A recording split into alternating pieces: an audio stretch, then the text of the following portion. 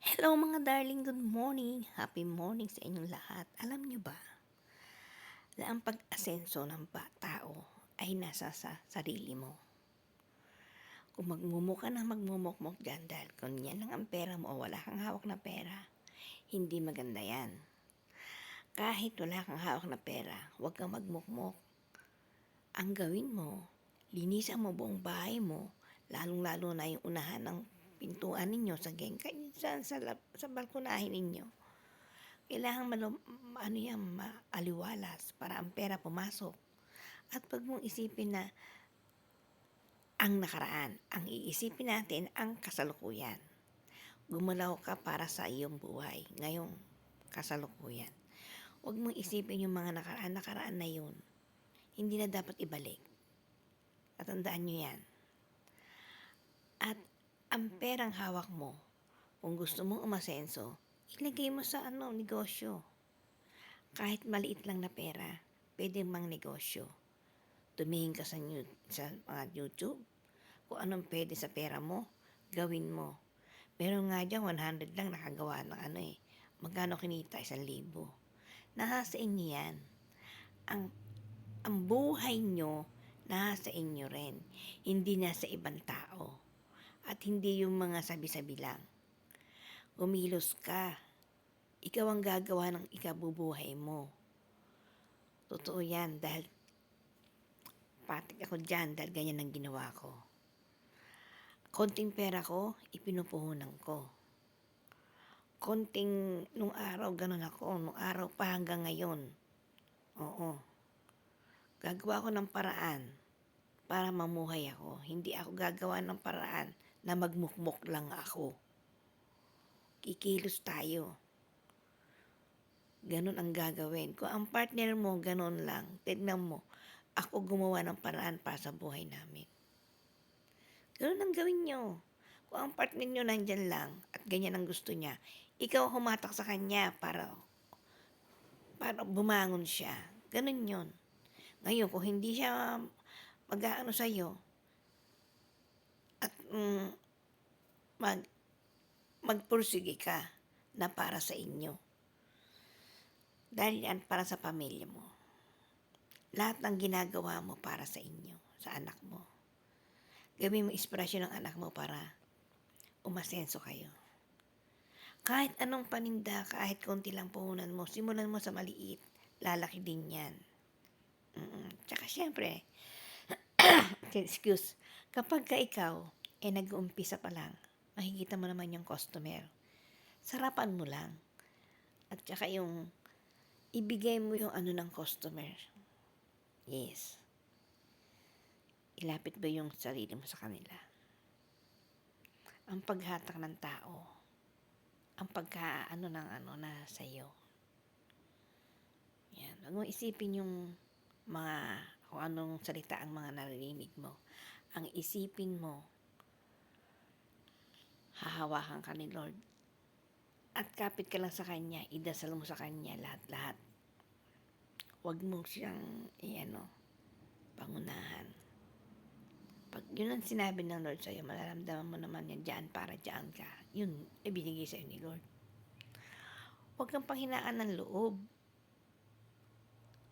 Ang maliit, nagiging malaki kapag nagtsatsaga. Totoo lang yan. Lahat ng hanap buhay, lahat ng pagkikitaan ng pera, huwag lang sama-sama, tutulungan ka niya ng nasa langit. Basta uunahin mo lang siya. Pagising mo ng umaga, kausapin mo na siya. Matutulog ka, kausapin mo siya. Ganun yun, excuse me. Nasamid ako. Huwag kang mawala ng pag-asa. Huwag kang magmukmuk lang dyan. Kung wala kang hawak, maglinis ka ng bahay, ayusin mo yung bahay, buong bahay yan, kapaligiran. Press ang bahay mo. Pag upo mo, makikita mo, ay, ang ganda. Diba? Nawala ang stress. Diba? May kaunti kang pera, nabigyan ka ng pera, kahit 1,000 o kahit 500 nga lang eh. Kahit nga 100, 50, nakikita ko sa YouTube, nagagawa nila ng paraan lumalaki. Ang hanap buhay, hindi maganda ang parang umpisa ka ng malaki kung hindi mo kaya. Umpisa mo sa maliit hanggang magkaroon ka ng tiyaga at sipag. Walang magagawa ang tamad kung hindi magtutulong pa rin sa iyo yan. Dahil mahihiya yan sa'yo. Ganun yun. Hatakin mo ang katamaran niya sa kasipagan. Hindi ikaw ang hahatakin niya. Kung nakita mo nagmumukmuk siya dyan, bumangon ka. Huwag mo siyang sabayan. Ng kabubunganga, ng kaka-stress sa buhay nyo, ano mangyayari sa inyo? Wala. Kumilos. Ang isa sa inyo kumilos na. Ganun yun. Ikaw ang hahatak. Ganun yun. Hatakin mo siya para umasenso kayo. Dahil kung di kayo magtutulungan at hindi mo rin siya tutulungan, walang mangyayari. Totoo yan. Ang pagsinop ng buhay, ng kabuhayan, nasa inyong dalawa. Hindi lang sa isa. At tandaan nyo yan. Lalo na kung may partner kayo. Simulan mo sa maliit hanggang lumaki yan. Ang kailangan lang tiyaga at sipag. Pag meron ka niyan, aasenso ka. Kahit konti lang ang pera mo, ang kapital mo. Basta marunong ka kung ano yung dapat na gawin sa perang hawak mo.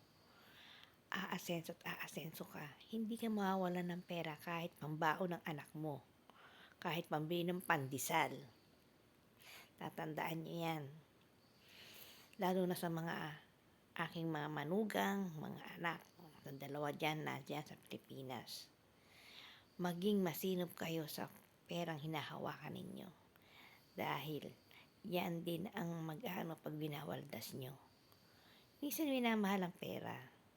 Ayaw ng pera ng hawak mo pa lang, ginagastos mo na. Ayaw nila yon. Umaalis sila sa ganyan. Kasasahod mo lang, wala nang natira. Totoo yan. Kahit maganda pa posisyon mo sa trabaho, kapag ang trabaho ay nawala ng order o ano, saan ka pupunta? Natural, magbabawas sila, di ba? Lalo na kung malapit na ang bonus. Tatandaan niyo palagi yan. Common sense lang. Ganun. Kaya kung mag-ikaw, wala kang pera, magmumukmuk ka. Ay, giatay ko dasay, ambot. Sigurado ko, pupulutin ka sa kangkungan kung hindi ka marunong mag-isip. Tatandaan nyo, ang pera pinag-aawayan ng mag-asawa o kahit na sino. Dahil bakit? Dahil ang pera, ang kumbaga, kung magninegosyo ka, kung wala kang pera, paano ka magninegosyo? Diba? Kaya nga ang pera pinag-aawayan. Pero ang totoo niyan, dapat hindi pinag-aawasan. Pinag-iisipan kung paano mo siya palalaguin. Kapag yan pinag-isipan mo at maganda ang ano mo, hindi ka niya lalayuan. Bakit ka nilalayuan ng pera? Alam mo kung bakit?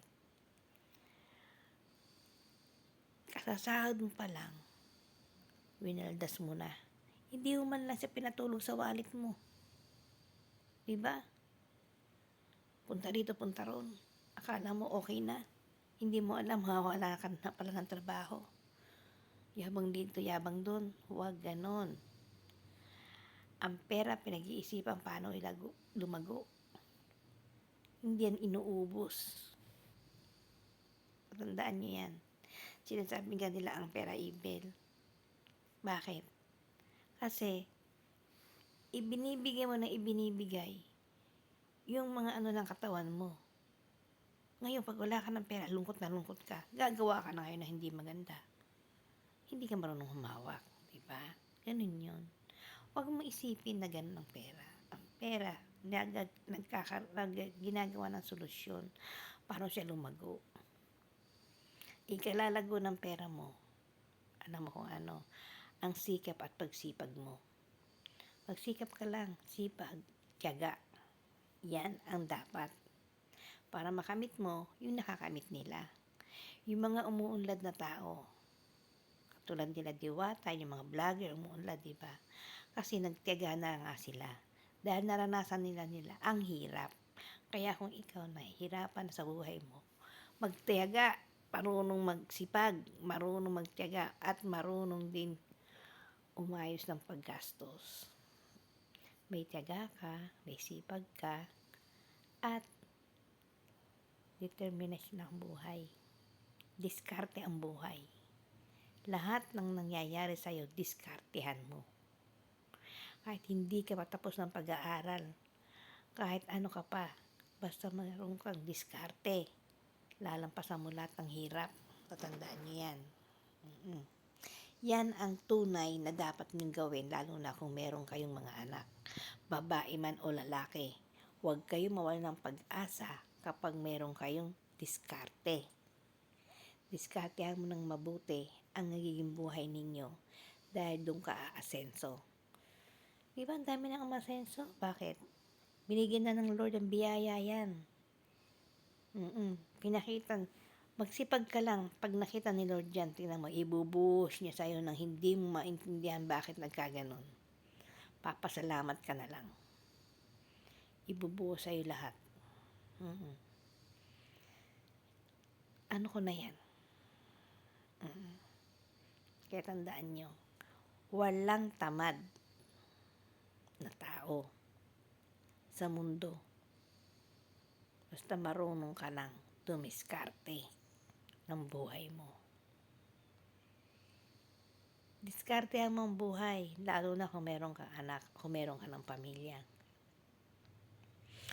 Huwag mo siyang ipasok sa katamaran. Ipasok mo siya sa kasipagan. Kasi pag masipag ka, maaga kang nagigising. Maglilinis ka na ng buong kabahayan habang nagluluto ka ng almusal o mag-iinit ka ng tubig para sa kape. Diba? At pagising mo ng umaga, magpasalamat ka kay Lord. Matulog ka, magpasalamat ka kay Lord. Kausapin mo siya, lalo na kung madaling araw, ang sarap kausapin ni Lord. Totoo yan. Kausapin mo siya ng harap. Diretso ka sa Kanya. Walang ibang problema na hindi nalulutas basta na kay Lord ka. Hindi yung may biyayang dumarating sa'yo. Diba? Totoo yan. Ako po hindi pala simba. Ako po direkto sa Kanyang nagsasabi. Yung spirit niya maramdaman mo, lalo na sa madaling araw. Yes, yung spirit ni Lord nandyan. Kausapin mo siya kahit hindi mo siya nakikita. Huwag yung puro bunganga away at iisipin mo wala kang pera. Paano ka matutulungan niya hindi ka rin naman kumikilos? Paano ka matutulungan ni Lord ayaw mo rin kumilos? Magbubunga ka ng magbubunga dyan. Mag-iingay ka ng mag-iingay. Mag-aaway lang kayo, diba? Kumilos ka. At pag nakita ni Lord dyan, bubuhos sa'yo lahat. Totoo, huwag kang magsabi na hindi. Ibibigay sa'yo niya yan. Dahil bakit? Kumikilos ka. Para sa pamilya. Hindi ka kumikilos na magmukmuk lang at magbunga nga ng magbunga nga. Tatandaan niyo yan. Tignan niyo. Magbabago buhay mo. Konting pera, ipuhunan mo. Ngayon, pag lumalago na, ibukod mo na yung idagdag mo ulit yung kapraso. Di lumaki ng konti. Hanggang sa lumaki na lumaki yan. Totoo yan. Iwasan mo na yung dapat na ikagigipit mo, lalo na yung mga sugal. Ikagigipit mo. Utang ng utang. Huwag. Kasi doon ka mababaon. Isipin mo na lang na mas maganda na magsikap kesa magmukmuk. Ano lang yan? Sipag, tiyaga. At pananalig sa Lord. Yes, dahil pag binuhos sa'yo ni Lord ang gustong niya para sa'yo, ibibigay niya yan ng todo. Tignan mo lahat, diba? Tignan mo na lang si ang dating palaboy, si Diwata, diba? Binigay na sa kanya ni Lord. Binuhos sa kanya. Ibinuka sa kanya ang palad ni Lord. Sila Rosmar. Kita mo naman, maganda na nga ngayon, diba?